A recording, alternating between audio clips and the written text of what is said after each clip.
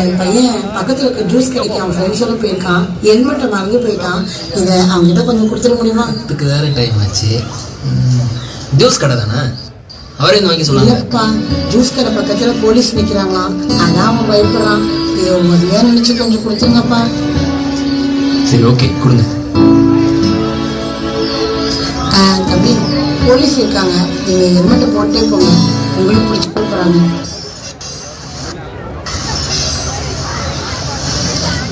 இங்க இருந்து 3ஆம் தெருவில் ஒரு விநாயகர் கோயில் இருக்கும், அது பக்கத்துல இருக்க ஜூஸ் கடை தான்.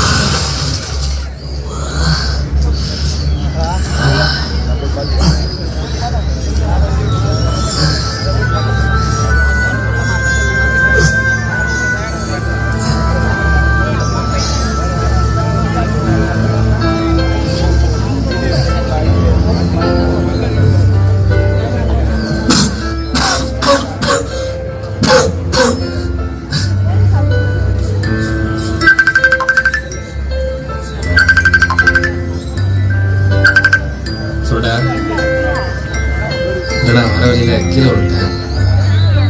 இல்லை, அடையும் படலை, ஹெல்மெட் இருந்துச்சு. The next day,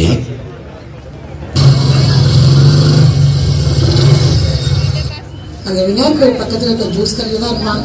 சரி தம்பி, அந்த போலீஸ் நிற்கிறாங்க, ஹெல்மெட்டை போட்டு. ஓகே.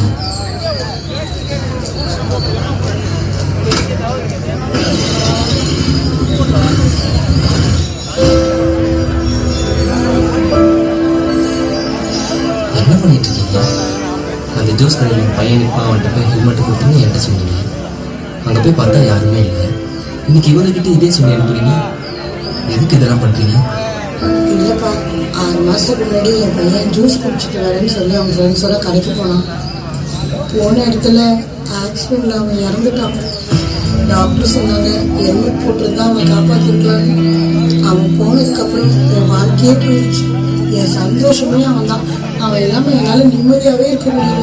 அப்போதான் ஒரு நாள் தோணுச்சு, ஒரு அம்மாவா நான் பட்ட கஷ்டத்தை இன்னொரு அம்மா படக்கூடாதுன்னா இந்த மாதிரி ஹெல்மெட் போடாமல் வர பசங்களுக்கு என்னால் முடிஞ்ச உதவியாக இந்த ஹெல்மெட்டை கொடுத்துட்டு இருக்கேன். இதை நீங்கள் முன்னாடியே என்கிட்ட சொல்லியிருக்கலாமா? இந்த காலத்து பசங்க ஹெல்மெட் போட்டு போன்னு சொன்னால் யாருப்பா கேட்குறா? அதான் நான் போய் சொல்லி கொடுத்துட்டு இருக்கேன். ஹெல்மெட் கொடுக்காம அந்த மாதிரிலாம் எதுவும் ஆகாதுப்பா. ஆனால் இனிமேல் ஹெல்மெட் போடாமல் வண்டி ஓட்டாங்க. ஏன்னா அப்பா அம்மாங்களுக்கு அவங்க பசங்க இல்லாமல் வாழ்கிற வாழ்க்கை நரகம்ப்பா. அது என்னன்னு உணர்ந்து தான் நான் சொல்கிறேன். கண்டிப்பாக இனிமேல் ஹெல்மெட் போடாமல் வண்டி ஓட்ட மாட்டேன். அதே மாதிரி ஸ்பீடாகவும் ஓட்டாங்க. ஸ்பீடாகவும் ஓட்ட மாட்டேன். சரிம்மா, நான் போயிட்டு வரேன். பார்த்து போ.